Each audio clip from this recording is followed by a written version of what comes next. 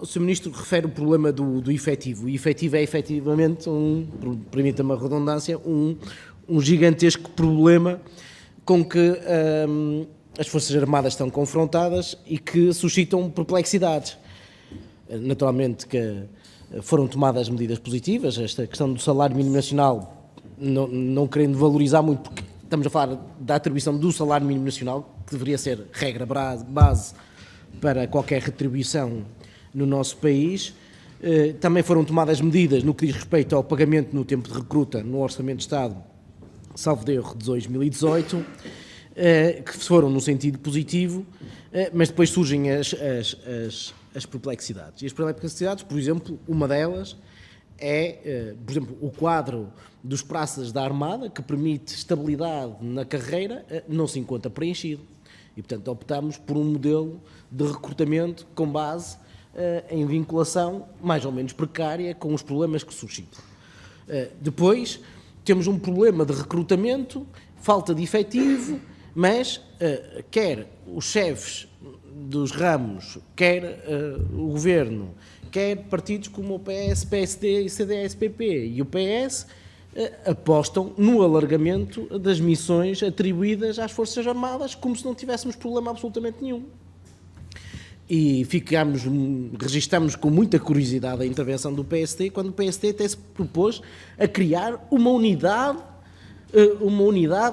de proteção, de emergência militar. E, portanto, era uma unidade militar criada para as questões da proteção civil. E, portanto, estamos a brincar com o assunto, naturalmente. E, portanto, nós consideramos que há um problema e ele precisa de ser resolvido. E, Sr. Ministro, gostava de contribuir para a reflexão em torno desta matéria. Primeiro, é ou não um fator de não atratividade esta questão que sistematicamente ocorre nesta Comissão de Defesa Nacional, é que em vez de discutirmos defesa nacional, estamos a discutir políticas de aliança. E sistematicamente, quando se fala de defesa nacional, fala-se das alianças NATO, União Europeia.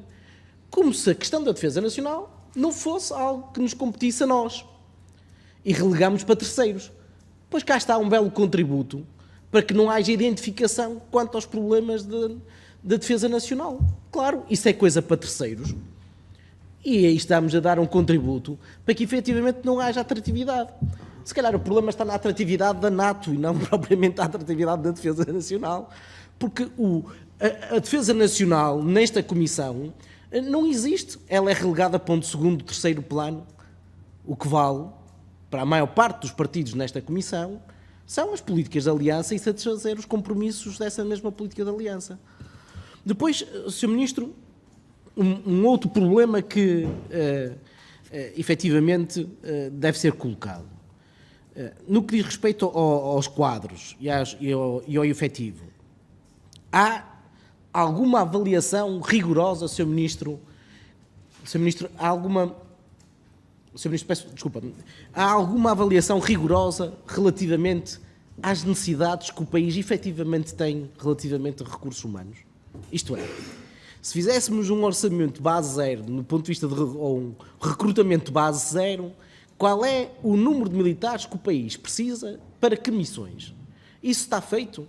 Nós sabemos quantos é que precisamos, para que missões é que precisamos, e já agora discutir que missões é que desempenhamos. Porque essa avaliação também importava ter em consideração. Por fim, uma nota de algum desagrado é que algumas medidas que aqui foram anunciadas ou discutidas em torno de melhoria da atratividade dos militares foram tomadas à revelia da Assembleia da República e desta Comissão. Foram publicadas por decreto, é legítimo, mas entendemos que como aconteceu no passado, aliás, uma discussão que chamasse o Parlamento e que trouxesse ao Parlamento e a esta Comissão de Defesa uma reflexão crítica sobre as medidas não seria, na nossa opinião, descabido. Sr. Ministro, um segundo tema que nós queríamos aqui também colocar diz respeito ao IASFA. A auditoria feita pelo Tribunal de Contas e sugerida aqui pela Assembleia da República, em que o PCP também deu o seu contributo para que ela realizasse, é de uma mais-valia significativa. E a auditoria do Tribunal de Contas é efetivamente demolidora, não é para o IASFA, como disse o Sr. Deputado do PSD. a auditoria é particularmente demolidora para a opção política que foi tomada de juntar a ADM à Ação Social Complementar e à criação do Instituto. Porque é a partir daí, o Sr. Ministro deu de alguma maneira nota disso, há um déficit estrutural. Há um déficit estrutural que surge dessa altura. E surge dessa altura porquê? Porque, por via de governo PSD-CDS-PP, o que é que se fez? Juntou-se a ADM com a Ação Social Complementar e, por essa via, começou, e o relatório é particularmente claro, começou-se a financiar, por via do IASFA, com as contribuições da ADM, responsabilidades que são do Estado. Ora, Sr. Ministro, e nós valorizamos muito o despacho que, o 1720, salvo erro, esse despacho é positivo, de 24 de janeiro, ou 29 de janeiro.